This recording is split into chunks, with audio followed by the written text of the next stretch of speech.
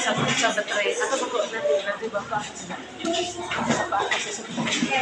nanti habis sapunya baru ibu Vivi nanti saat pendahuluan. Proses belajar kita hari ini pada materi peredaran data. Kita mulai, satu orang bisa pimpin kita dalam doa.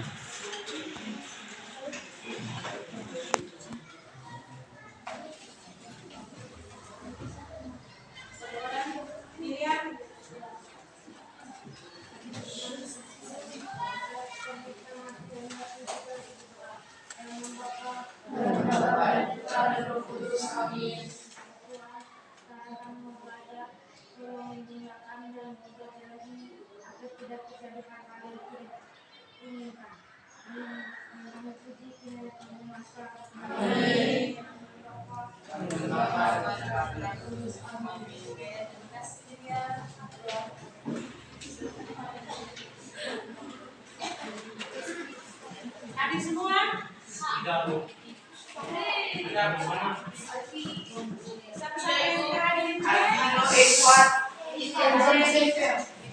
Oke, jadi tujuan kita kali ini tentang bagaimana kita menganalisis komponen-komponen yang ada di dalam sistem peredaran darah.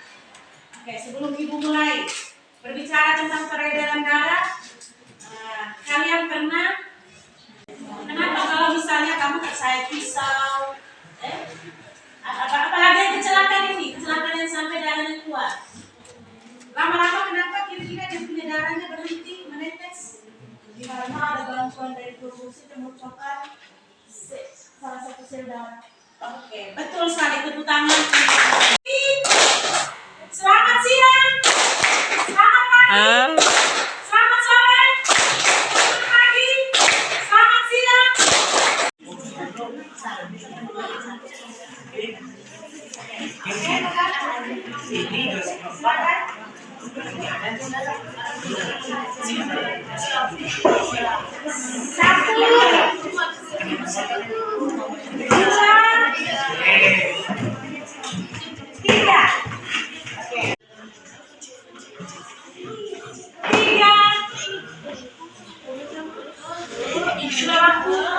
Sudah waktu selesai.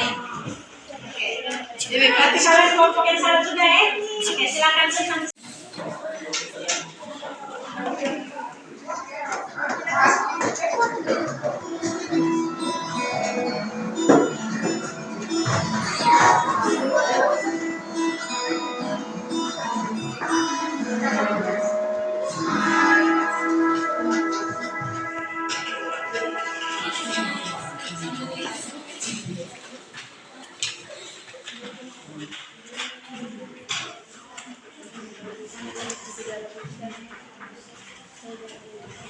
Halo sobat semua, kembali lagi bersama kami di Sobat Pipa. Pada video kali ini kita akan membahas tentang komponen dari darah serta fungsinya. Jadi selain dipenuhi oleh air, darah juga mengalir di sekujur tubuh manusia. Tanpa darah bisa dipastikan kalau oksigen dan sel makanan akan sulit untuk diantarkan dengan baik ke seluruh tubuh.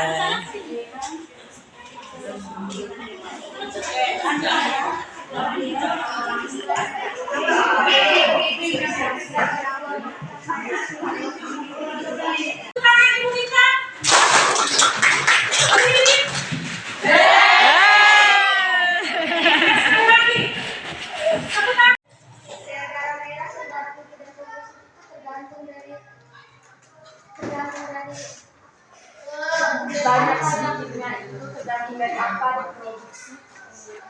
Oke, terima kasih atas pertanyaannya.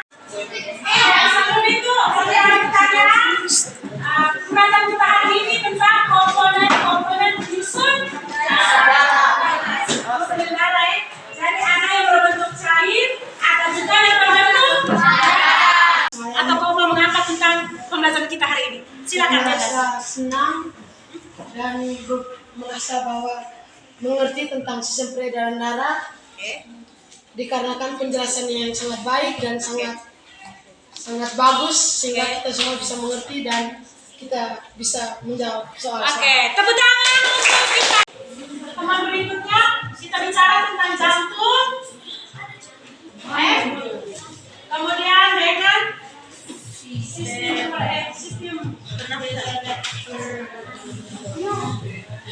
Mama, peredaran darah kecil dan Baik Ibu, selamat siang, selamat datang di tempat ini walaupun saya tamu ya. Nah, hari ini saya melakukan pendampingan individu yang kelima. Salah satu pendampingan individu yang kelima ini kegiatannya adalah menyaksikan kegiatan coaching yang dilakukan oleh CGP saya, Ibu Yanti. Selanjutnya saya kasih kesempatan kepada Ibu Yanti. Sebelumnya Ibu Rina, terima kasih sudah bersedia membantu Ibu Yanti dalam kegiatan ini. Selanjutnya ke Ibu Yanti. Oke, baik, terima kasih Ibu.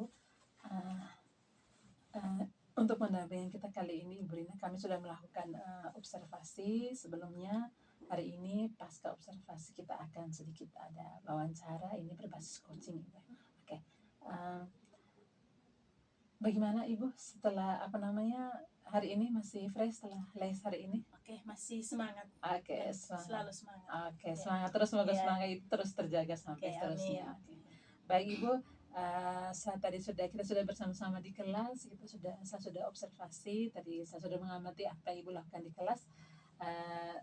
Terkait hari ini kita fokusnya di sini kegiatan tadi Ibu tampilkan tadi tentang pembelajaran diferensiasi. Baik, pertanyaan pertama, kira-kira apa Ibu rasakan setelah Ibu melakukan pembelajaran diferensiasi di kelas tadi? Oke, jadi perasaan saya itu sangat puas karena kalau awalnya itu biasanya saya menggunakan satu metode ceramah talk. Hanya dalam perjalanan ada anak-anak yang mungkin modelnya itu kinestetik, saya merasa kesulitan untuk menenangkan mereka. Artinya modelnya itu tuh suka berdiri, bangun, tanya sana sini ya. Karena mungkin kekurangan saya itu, saya merasa bahwa semua anak memiliki satu model yang sama, yaitu mendengarkan, sehingga saya sedikit pemaksaan. Dengan adanya materi tentang pembelajaran diferensiasi ini, akhirnya saya menyadari bahwa setiap anak itu berbeda. Akhirnya saya merancang sebuah desain pembelajaran yang tidak hanya pada anak yang tipe mendengar, tapi pada anak yang kinestetik maupun anak yang bersifat audio mendengarkan juga. Oh iya. Oke, jadi saya sangat puas, sangat senang. Artinya walaupun baru dalam tahap mencoba, tapi saya pikir ini bagus untuk saya terapkan ke depannya. Oke, baik. Ya, ini pengalaman pertama Ibu Iya. dalam menerapkan metode pembelajaran diferensiasi dan Ibu dari referensi Ibu sendiri mengatakan Ibu merasa puas dengan apa yang sudah dilewatkan tadi. Oke, kalau dalam pembelajaran tadi Ibu mengatakan tadi Ibu merasa puas. Mungkin Ibu bisa lebih dijelaskan lebih tepatnya itu di bagian mana Ibu merasa kepuasan itu di bagian mana?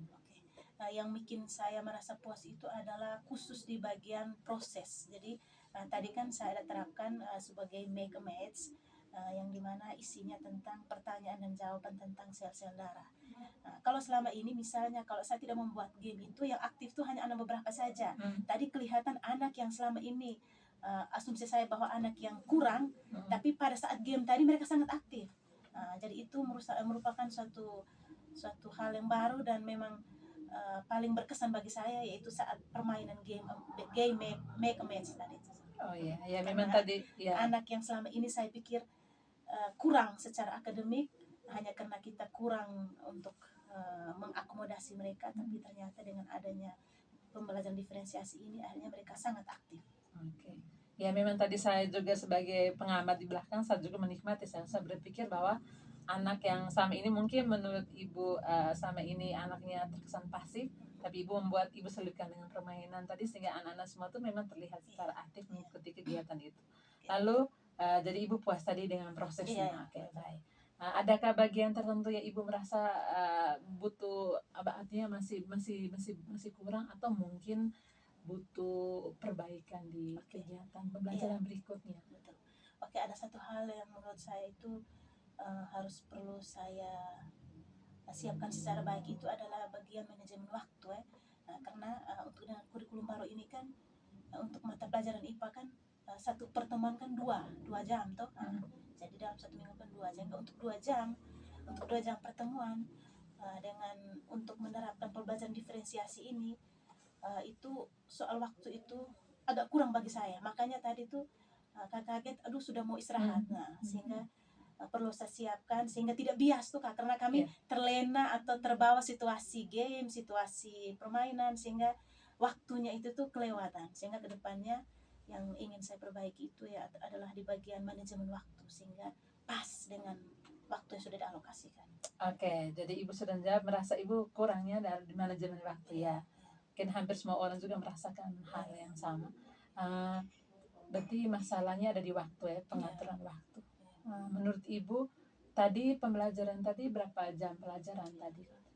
Tadi 2 jam 2 jam pelajaran, pelajaran, iya. berarti 80 menit. 80 menit ya. Eh, jika boleh tahu tadi ada berapa tujuan pembelajaran yang ada di Tadi IRPP? itu 2 tujuan pembelajaran. 2 tujuan. Iya. Untuk 2 tujuan pembelajaran, lalu untuk materi, cakupan materinya tadi bicara tentang apa? Tentang organ peredaran darah dengan sel-sel darah. Oke, baik. Kalau menurut Ibu, dengan 2 tujuan pembelajaran dengan alokasi waktu 2 kali 40 menit, itu menurut Ibu bisa tidak berjalan semua proses rencana pembelajaran itu dari awal sampai akhir itu bisa berjalan sampai selesai tidak menurut Ibu? Nah, kalau misalnya ini saya pikir ya, kalau misalnya ini karena baru pertama kali sehingga saya agak-agak belum bisa untuk manajemen waktu. Tapi saya pikir kalau untuk 2 tujuan pembelajaran dengan 2 jam pembelajaran ini saya pikir sebenarnya cukup. Hanya tadi karena mungkin baru pertama sehingga kami agak sedikit terbawa situasi game, sehingga saya pikir aduh ini sebenarnya bisa hanya karena baru pertama, dan anak-anak itu ketika sudah selesai bilang ibu lagi ibu. Nah itu yang kurangnya saya untuk mengontrol waktu. Sebenarnya saya pikir bisa sebenarnya kalau memang untuk 2 tujuan dua TP untuk 2 jam pembelajaran seperti sangat bisa. Hanya karena tadi terbawa situasi dan ini pelajaran kedepannya sehingga saya bisa batasi sehingga betul Pak sesuai dengan rencana alokasi waktu. Oke, Ya. jadi yang saya petik tadi adalah Ibu mengatakan 2 tujuan pelajaran itu untuk 2 jam pelajaran itu tuh bisa. Hanya mungkin tadi kendalanya di kegiatan awal. Iya, Berarti kegiatan betul. awal tadi game tadi kegiatan awal tuh. Ibu mungkin kegiatan awalnya waktunya alokasinya terlalu banyak Kak, karena memang terbawa suasana. Iya. Jadi akhirnya kegiatan ada pengaruh ke intinya. Akhirnya tadi sampai selesai ada bagian-bagian yang terlewatkan. Nah, kalau gitu tadi Ibu bilang karena tadi keenakan dengan gamesnya. Jadi menurut Ibu bagaimana cara Ibu ke depannya ini nih untuk ini pembelajaran ke depannya? Bagaimana menurut Ibu mengatasi terkait dengan waktu tadi? Ya waktu tadi fokusnya kepada kegiatan awal. Bagaimana coba Ibu mungkin sedikit gambaran bagaimana cara Ibu mengatasi permasalahan khususnya tadi pengaturan waktu seperti apa? Oke, baik.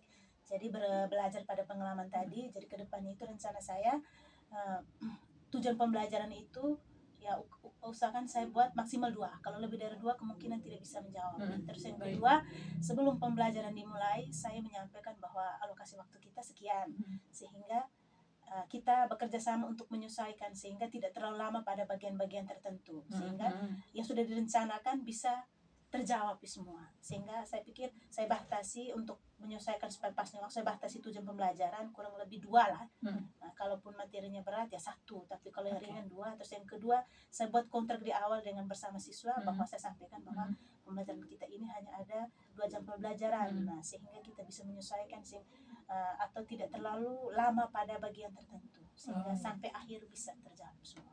Oke, baik. Ya, ide Ibu sampaikan tuh luar biasa. Mungkin ada cara lain lagi terkait dengan waktu. Coba mungkin ada metode atau cara lain. Tadi Ibu bilang Ibu mau membatasi kegiatan itu, jadi diberi peringatan kepada Anda. Mungkin ada cara lain lagi. Kalau cara lain lagi mungkin bisa berdiskusi atau berkonsultasi dengan sesama teman guru terkait pengalaman bagaimana manajemen waktu, sehingga bisa berbagi pengalaman dan saya juga bisa terapkan di kelas saya. Itu saya pikir hal lain. Oh ya. Jadi tadi Ibu sudah menemukan kekurangannya Ibu di kelas tadi terkait belajar di kelas, dan Ibu sudah menemukan solusinya di waktu, masalahnya di waktu tadi. Lalu solusinya sudah Ibu sampaikan tadi, sudah luar biasa. Lalu mungkin Ibu akan berdiskusi atau dialog dengan teman-teman, mungkin punya pengalaman betul. Kalau di kelas bagaimana cara mengatur waktu. Oke. Berarti Ibu sudah tahu kekurangannya atau kelemahannya seperti apa? Apakah ini akan Ibu perbaiki di pembelajaran yang berikutnya? Oh iya, benar. Jelas saya akan merancang bukan hanya di kelas yang tadi, untuk semua kelas ya. Menurut saya itu menjadi agenda penting bagaimana hal untuk manajemen waktu. Itu Oke. akan saya terapkan. Oke, Ibu, ini tadi hasil wawancaranya kita sampai di sini. Saya sudah mendengar apa yang menjadi kelebihan yang Ibu rasakan, kepuasannya, kurangnya di mana. Saya sejauh pengamatan saya setelah dalam kegiatan di kelas tadi, di observasi kelas, apa Ibu sampaikan tadi tidak beda jauh seperti yang saya amati. Tadi permasalahannya adalah di waktu. Jadi Ya, betul. ternyata apa Ibu rasakan tidak beda dengan apa yang saya amati tadi. Nah, jadi saya harapkan mungkin ke depannya di pembelajaran berikutnya Ibu sudah ada solusi seperti apa. Ya, ini mungkin saya berbagi pengalaman saya. Saya di kelas seperti Ibu bilang tadi, terkadang apa yang kita rencanakan ya berjalannya tidak sesuai apa yang kita rencanakan karena terlena dengan waktu seperti itu. Terkait obrolan kita hari ini, mungkin Ibu ada kesimpulan atau ada Ibu berikan pernyataan akhir seperti apa yang mungkin ada Ibu sampaikan mungkin terkait apapun itu berjalan diferensiasi maupun tentang kegiatan kita di kelas. Mungkin Ibu bisa. Jadi satu hal yang terkait dengan pembelajaran diferensiasi di kelas adalah bahwa memang selama ini kadang saya merasa bersalah karena saya menganggap bahwa anak itu tuh harus sama seperti yang saya pikirkan. Terus atau saya keliru soal kemampuan anak. Jadi kadang saya masuk ya saya model ceramah tok. Jadi saya mau anak mendengarkan saya. Saya tidak peduli dengan anak yang mungkin tipenya audio, tipenya kinestetik. Dengan adanya konsep pembelajaran diferensiasi, dengan adanya pembelajaran yang saya belajar khususnya di PMM, akhirnya saya dapat pengalaman bahwa dalam suatu kelas itu supaya anak benar-benar memiliki kelas, bukan hanya kita guru, sehingga pembelajaran itu harus bisa mengakomodasi semua kemampuan anak. Selama ini kan kadang saya berpikir bahwa anak yang mampu itu hanya beberapa orang, yang lain itu kurang mampu. Yang kurang mampu itu bukan soal kemampuannya, tapi soal metode yang tidak saya buat yang bisa mengakomodasi mereka di situ. Sehingga dengan adanya pembelajaran diferensiasi ini, saya pikir ke depan saya akan berusaha untuk merancang metode yang bisa mengakomodir semua anak dalam kelas dengan tipe atau gaya belajarnya masing-masing. Oke, terima kasih Ibu, kesimpulan yang sangat luar biasa. Mudah-mudahan apa Ibu sampaikan Ibu bisa terapkan, Ibu bisa implementasikan, dan juga jangan lupa kita berbagi dengan rekan-rekan kita ya di sekolah ini, kan praktek yang baik.